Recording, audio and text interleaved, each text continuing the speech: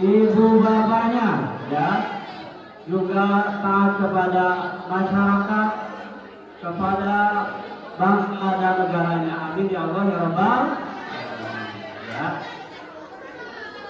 Alhamdulillah pada hari ini hari Sabtu, insya Allah agenda hari ini adalah agendanya pertama ada sosialisasi ya mengenai pertama adalah anti bullying ya, kemudian yang kedua anti narkoba, kemudian nanti yang ketiga adalah WCD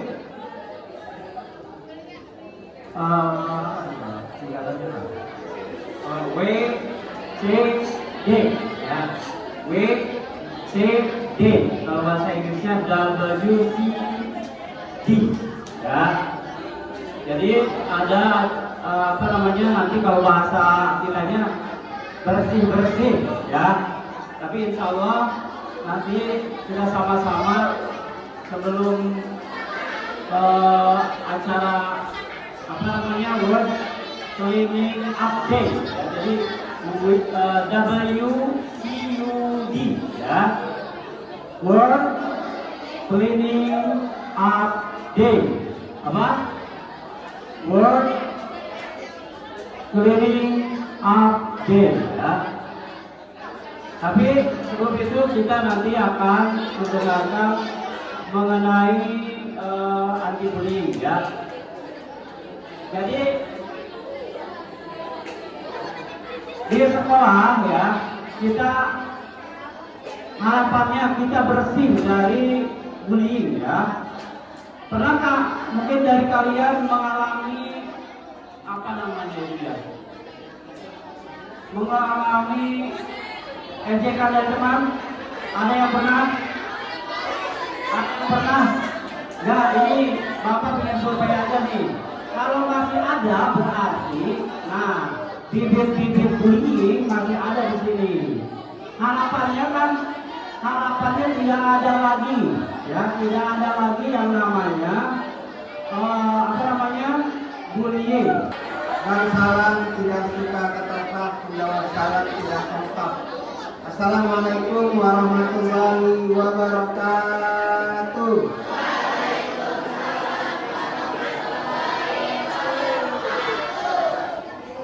Dan salam suka ketoprak. Sudah alhamdulillah. Yang putri tadi materinya apa? Bullying ya. Apa itu bullying, ada tahu nggak? Terus tidak tahu, selesai berarti materi barangan. Tidak tahu kan? Bullying apa bullying? Perundungan. Selain barangan lagi perundungan apa? Tadi bullying mana? Tadi yang jawaban itu ada perundungan apa?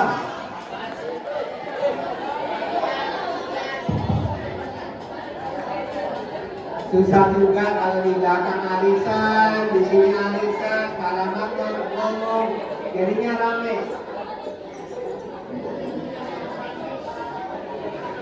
Coba yang putri, boleh ngomong tapi lewat mic ya. Jadi kalau Kak Rahmat tanya, kamu boleh ngomong tapi lewat mic ya. Bisa? Tadi siapa namanya? Ketua OSIS ya? Oh, bukan. Bullying tadi artinya apa? Perun? Itu kan arti lainnya kan? Bullying adalah perundungan. Setuju nggak? Setuju nggak? Sekarang Pak Rahmat balik tanya, apa yang dimaksud dengan bullying atau perundungan? Berarti gimana?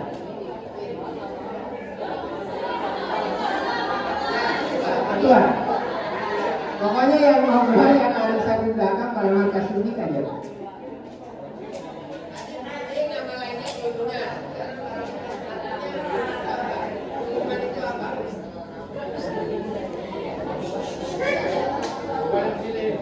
Bullying atau perundungan adalah benar ya. Bullying adalah perundungan, artinya tindakan kekerasan. Satu lagi kalau kita tambahkan, kekerasan dan penindasan. Penindasan kepada orang yang dilakukan oleh individu atau kelompok. Kelompok, bisa nggak individu? Bisa. Jadi bullying itu tindakan kekerasan, penindasan yang dilakukan tidak hanya individu atau sendiri, tetapi juga kelompok. Dan biasanya dilakukan sekali atau terus-menerus. Terus-menerus. Dan orang yang melakukan bullying, dia orang lemah, orang kuat. Orang yang melakukan bullying, dia orang yang lebih kuat atau lemah? Tuh, itu biasanya orang yang merasa dirinya lebih kuat. Kuat apanya? Kuat apanya? Tidak setuju. Bullying dilakukan individu dan kelompok kepada orang lain karena dia merasa lebih kuat. Rahmat tanya, kuat apanya? Kuat mental, apa lagi? Fisik. Apa lagi?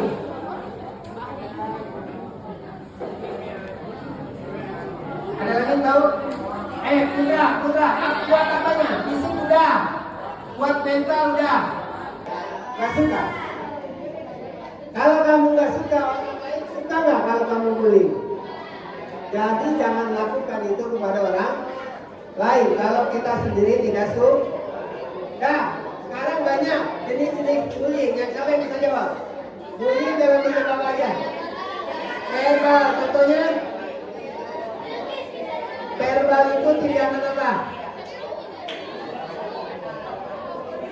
Tadi katanya verbal mukul, benar nggak? Verbal itu tindakan apa? Ada yang tahu nggak? Verbal tindakan apa? Verbal.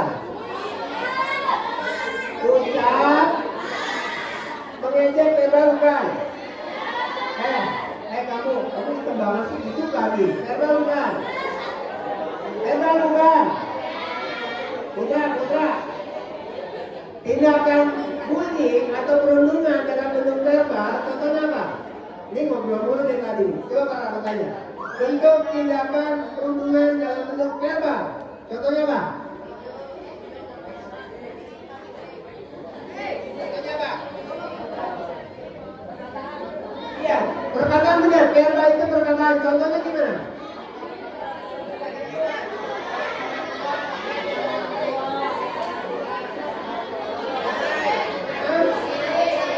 Meledek fisik. Ngatain orang tua verbal bukan?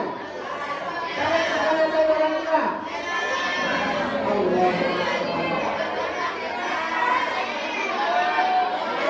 Sudah. Putri.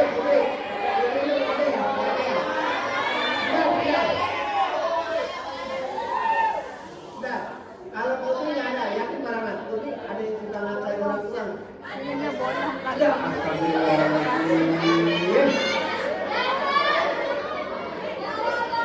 Astagfirullah. Kirain Putra aja, ternyata ini juga ada. Ngatain orang tua. Perundungan bukan? Perundungan itu apa? Coba. Selamat tanya. Benar. Kamu suka orang tuanya dikatain? Jawab Putri. Ini kamu yang benar. Suka nggak kalau orang tuanya dikatain? Kalau nggak suka, kenapa orang tua teman kamu dikatain? Berarti kamu memancing kan? Nah, yang harus memuliakan terlebih dahulu orang tua kita, orang lain atau kita? Kita. Jadi jangan mulai ngatain orang tua, orang teman kamu. Kalau kamu nggak mau dikatain, jangan ya. Masa orang tua yang kita muliakan dikata-katain. Gak boleh ya? Dona. Terus. Udah. Sampai udah ngatain nama orang tua itu sudah bentuk bully. Berarti ada verbal dan non verbal. Kalau non verbal apa? Fisik ya. Tuh tadi jambak-jambakan, golek-golek kuping orang, rajin banget. Jorok. Kuping orang jorok.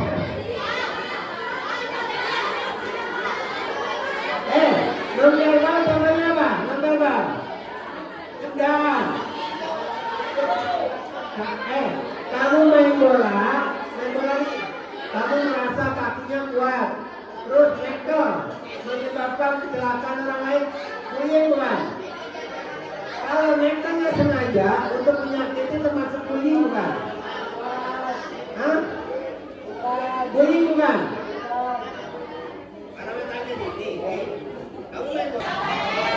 Bagus, pintar. Nih, kamu harus tahu, sekarang ada orang bullying yang lebih berbahaya.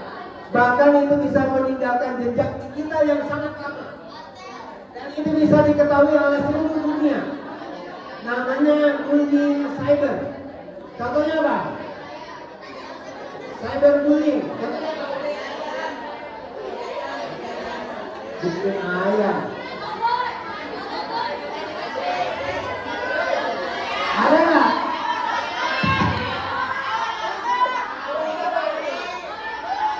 Benar. Halo. Putri. Pernah nggak lihat status orang, apakah itu di WA atau di history orang, kemudian kamu komentarnya nyeleneh sampai nyakitin. Bullying bukan?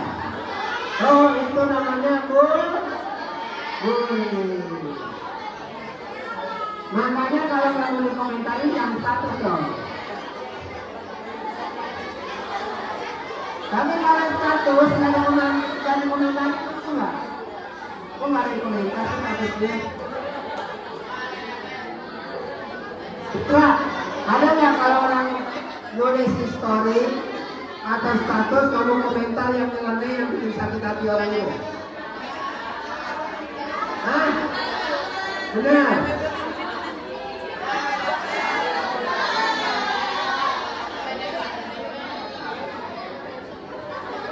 Siapa yang tahu?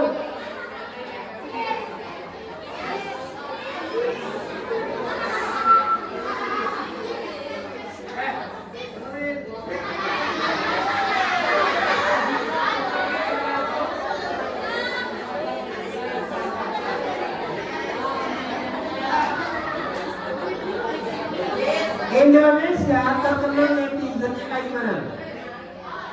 Sedikit, julid, gampang marah, gampang terharu, ya nggak?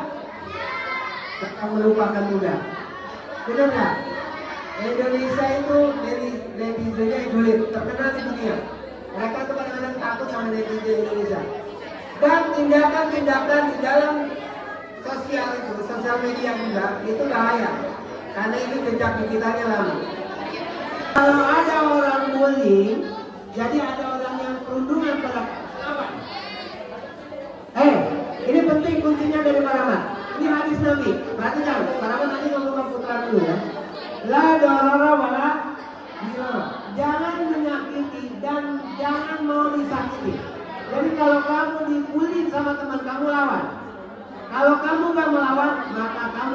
hindar. Lawan dulu, menang kalah urusan belakangan. Tapi kamu harus tunjukkan bahwa kamu punya harga, bahwa kamu tidak mau disakit. Banting aja kalau dia banting kamu. Agama boleh.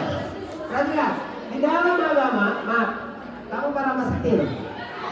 Tiba-tiba, boleh gak dia balikin kiri kanan? Boleh.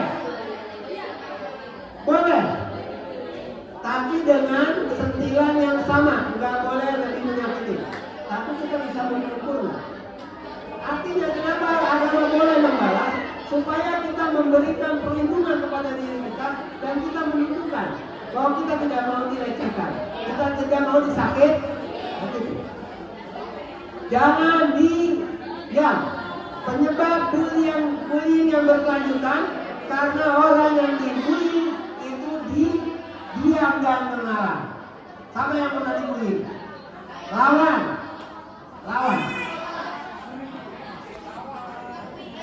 karena itu harga diri.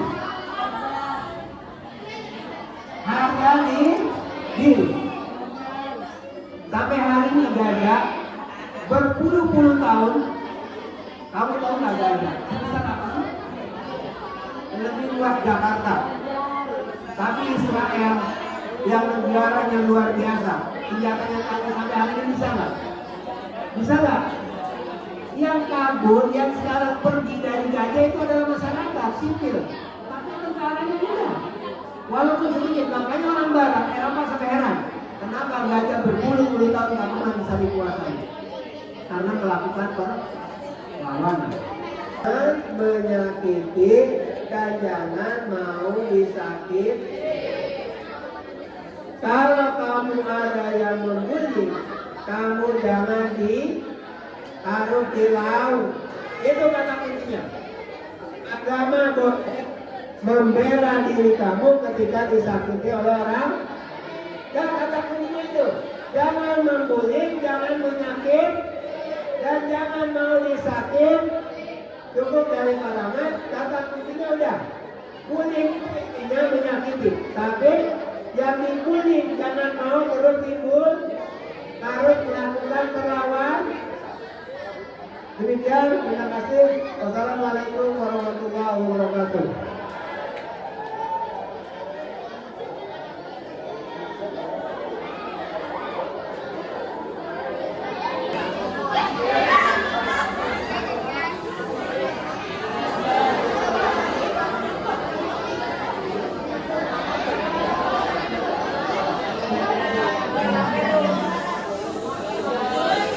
Ya.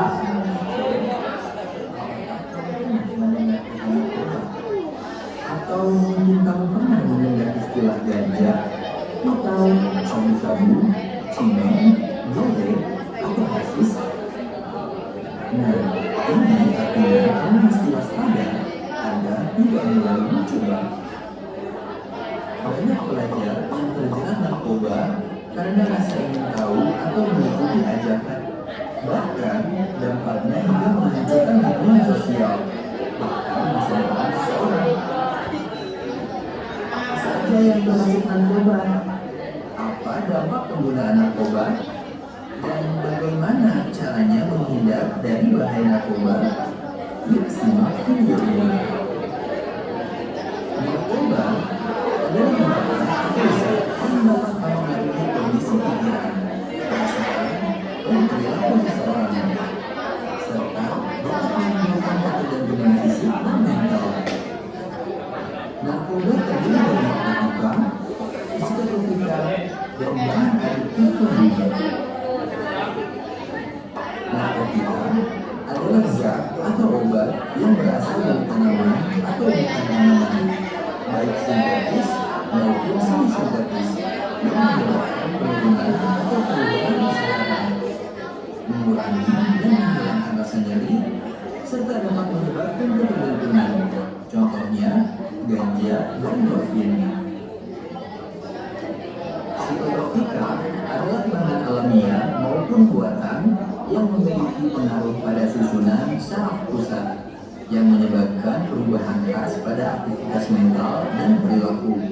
Contohnya, amfetamin, diazepam, dan berbagai jenis obat tidur seperti benzodiazepin dan midazolam. Bahan adiktif lainnya adalah bahan atau zat yang juga mempengaruhi kesadaran atau pikiran. Contohnya alkohol, nikotin, dan kafein. Sementara itu, berdasarkan undang-undang, narkoba dibagi menjadi 3 golongan. Golongan 1 tidak digunakan dalam pengobatan karena berpotensi tinggi menyebabkan kecanduan. Contoh golongan 1 adalah opium, heroin, sabu, ekstasi, dan ganja. Golongan 2 dapat digunakan dalam pengobatan maupun terapi, tapi sebagai pilihan terakhir. Contoh golongan 2 adalah metadon, morfin, dan ketitin. Sedangkan golongan 3 masih digunakan dalam pengobatan karena berpotensi ringan menyebabkan kecanduan. Contoh golongan 3 adalah kodein yang dipakai sebagai obat pereda nyeri. Penyalahgunaan narkoba ternyata ada pada hampir semua kalangan. Narkoba bisa menjerat siapa saja, baik itu pria maupun wanita, anak-anak maupun orang dewasa, kaya maupun miskin, pejabat maupun pengangguran, sampai profesor maupun orang yang tidak sekolah. Peredaran narkoba memang tidak memandang umur, jenis kelamin, status sosial maupun tingkat pendidikan. Lalu, apa ciri-ciri umum dari pengguna narkoba? Ciri yang dapat diamati misalnya mata merah ke air, lesu, tidak fokus ketika diajak berbicara, dan mengalami perubahan sikap seperti mudah marah atau menjadi malas. Apa saja dampak yang dialami oleh pengguna narkoba? Di antaranya adalah 1. Dehidrasi. Penyalahgunaan narkoba dapat menyebabkan keseimbangan elektrolit berkurang. Akibatnya, badan akan kekurangan cairan. 2. Halusinasi. Halusinasi dalam dosis berlebih juga dapat menyebabkan muntah, mual, rasa takut yang berlebihan, serta gangguan kecemasan. 3. Gangguan tingkat kesadaran. Pemakai yang menggunakan obat-obatan dalam dosis yang berlebih, efeknya justru membuat tubuh terlalu rileks sampai hilang kesadaran. Sebaliknya, ada juga narkoba yang menyebabkan pemakainya malah kesulitan untuk tidur. 4. Gangguan kualitas hidup. Misalnya susah berkonsentrasi saat bekerja, mengalami masalah keuangan, hingga harus berurusan dengan pihak kepolisian jika terbukti melanggar hukum. 5. Kematian. Dampak narkoba yang paling buruk terjadi jika si pemakai menggunakan obat-obatan tersebut dalam dosis yang tinggi atau yang dikenal dengan overdosis. Pemakaian sabu-sabu, opium, dan kokain bisa menyebabkan tubuh kejang-kejang dan jika dibiarkan, maka dapat menimbulkan kematian. Inilah akibat fatal yang harus dihadapi jika sampai kecanduan narkotika, nyawa menjadi taruhannya. Lalu, bagaimana caranya terhindar dari bahaya narkoba? Kita perlu meningkatkan kewaspadaan terhadap zat atau barang di sekitar yang bersinggungan dengan narkoba, seperti rokok atau iPhone, atau tanaman dan jangkau tertentu yang dapat menyebabkan